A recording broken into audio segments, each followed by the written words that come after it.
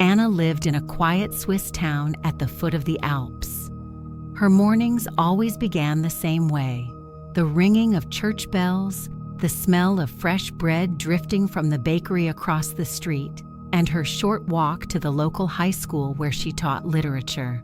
From the outside, her life seemed perfectly balanced, a routine of lessons, books, and evening walks along the lake. But beneath that harmony, there was a hidden emptiness. She was 30, and though she had once loved deeply, the wounds of betrayal had never quite healed. Since then, she had chosen solitude over the risk of being broken again. Then came Lukas. He was new to the school, a history teacher from Zurich, younger than Anna by a few years. Tall, approachable, with an easy smile, he quickly became popular with the students. At first, Anna kept her distance, watching him from the edges of the teacher's lounge. But his warmth and his ability to truly listen drew her in slowly, almost against her will. They began having lunch together. They spoke of books and travels, of art exhibitions in Zurich and Basel, of the way literature and history reflected the patterns of human life. Lukas had a passion for art and museums. Anna's eyes lit up when she spoke about the way her students discovered themselves through literature. One evening, he suggested they walk along Lake Geneva. It was early spring. Snow still capped the peaks in the distance, but the air was crisp and alive. They sat on a bench by the water as the sun dipped low, painting the mountains in orange and gold. After a long silence, Lukas said quietly, "Anna, you always seem so strong, but sometimes I feel like you're hiding something you don't want anyone to see." The words pierced her defenses. Usually, she kept her vulnerability buried, but for some reason, she felt she could tell him the truth. She spoke of her past, of the man who had betrayed her, of how she had sworn to never let her heart be that exposed again. Lukas didn't interrupt. He listened carefully, and when she was done, he simply said, "I understand.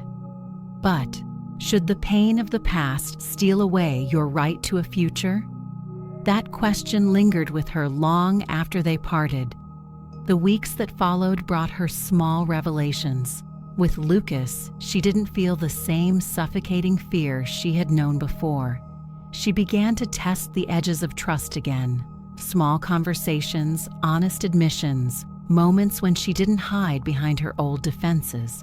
But then, one night, a phone call unsettled everything. An old friend from Zurich, speaking casually, mentioned Lukas's ex-fiancée. "They still talk sometimes," her friend said, without realizing the weight of those words. Anna's heart tightened. A familiar shadow of doubt returned. What if she was repeating the same mistake? What if she was only ever going to be the second choice? She pulled away. Her laughter faded at lunch. She avoided his gaze in the hallways. Until one day, Lukas stopped her after class. "You're withdrawing from me," he said softly. "Why?" Anna hesitated, then told him what she had heard. Lukas grew quiet. After a moment, he nodded. "Yes, there was someone, a past I struggled to let go of. But that part of my life is over. I'm here because I want to move forward, with you, not backward."